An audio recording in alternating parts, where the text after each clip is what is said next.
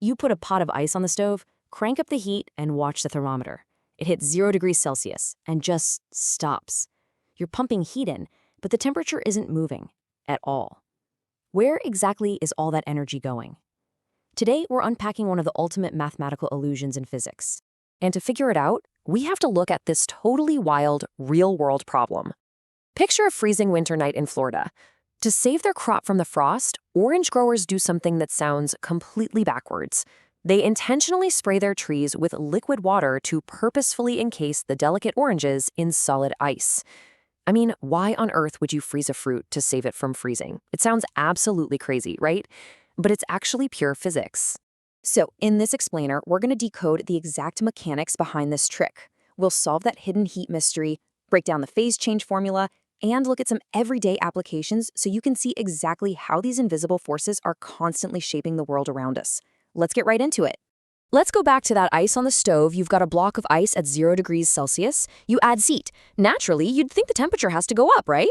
But it doesn't. It stays locked at exactly 0 degrees until every single drop of that ice has melted into liquid water. The thermal energy is pouring in, but the temperature completely flatlines. Seriously, where's the heat going? Well, this brings us to a really crucial concept: latent heat. This is the energy that enters or leaves a system during a phase change, like melting or boiling, without causing any temperature change whatsoever. And here's a cool little detail. The word latent literally translates to hidden.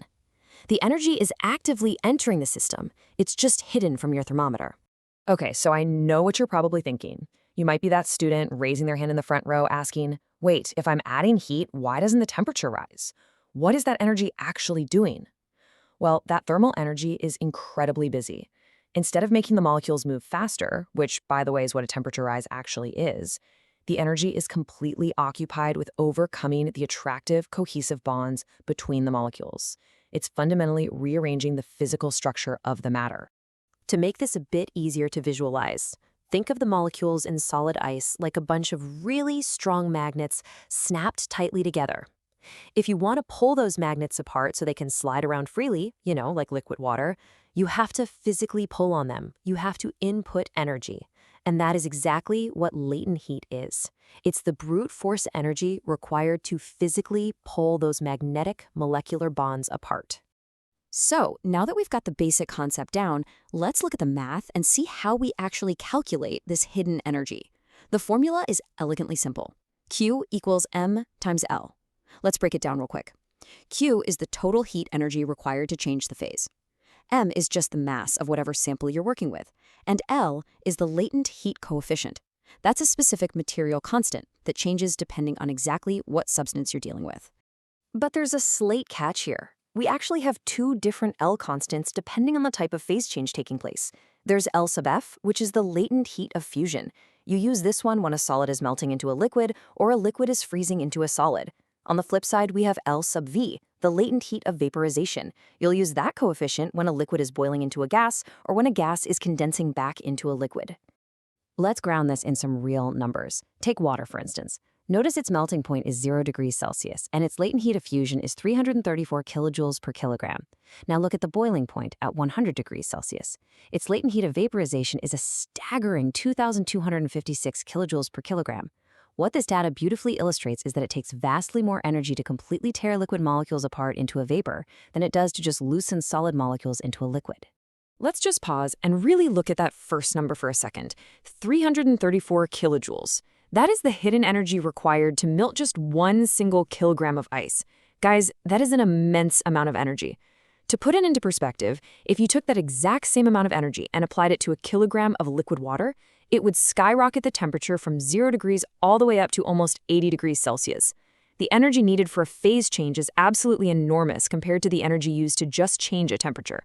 And knowing this completely explains our first real-world application: cooling a warm soda with ice cubes. Have you ever wondered why just a tiny handful of ice cubes can drastically chill a huge room temperature soda in an insulated cup? It's because you don't need a massive amount of ice. The mere process of those cubes melting, the phase change itself, sucks an enormous amount of heat right out of the soda just to break the bonds of the ice. It's essentially stealing the heat to fuel its own melting process. Wait, let's do a quick retention check here because this is a super common mistake. Are you confusing heat transfer with temperature rise? Remember our golden rule. As that ice absorbs heat from the soda and melts, the ice itself stays firmly at 0 degrees. Heat transfer during a phase change does not equal a change in temperature. The temperature of that melted ice water is only going to start rising once the phase change is 100% complete. Okay, now let's connect this hidden energy directly to you. Application number 2, sweating. Perspiration is quite literally a phase change happening right on your skin. When sweat evaporates, turning from a liquid to a gas at body temperature, it requires a massive heat input of 2,428 kilojoules per kilogram. And where does it get that enormous amount of energy? It pulls that latent heat of vaporization straight out of your skin. That massive transfer of hidden heat is exactly what makes sweating such an incredibly effective cooling mechanism on a hot day. Now, everything we've talked about up to this point involves adding heat to a system to melt or boil it. But the fundamental laws of physics go both ways. Let's look at the reverse process. What happens when you force those molecules back together? Well, when water vapor condenses into liquid, or when liquid water freezes into solid ice, the system actually releases energy. That exact same massive amount of hidden energy that was required to break the molecular bonds is pushed outward into the surroundings when those bonds reform. Which brings us perfectly full circle back to the mystery from the very start of our explainer, the Florida orange trees. Remember, these fruit growers are facing a devastating frost, and they deliberately spray their crops with liquid water to freeze them. So why does this work? Here is the brilliant physics at play.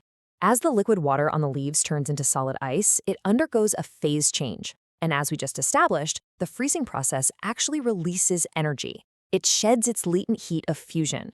All that hidden energy dissipates directly outward into the tree and the oranges.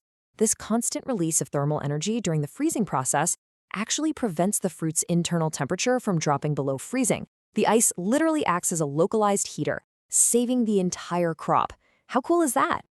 Okay, before we wrap up, let's quickly summarize the key takeaways from this explainer. First, remember that absolutely no temperature change occurs during a phase change. Second, the energy is entirely occupied with breaking or forming molecular bonds.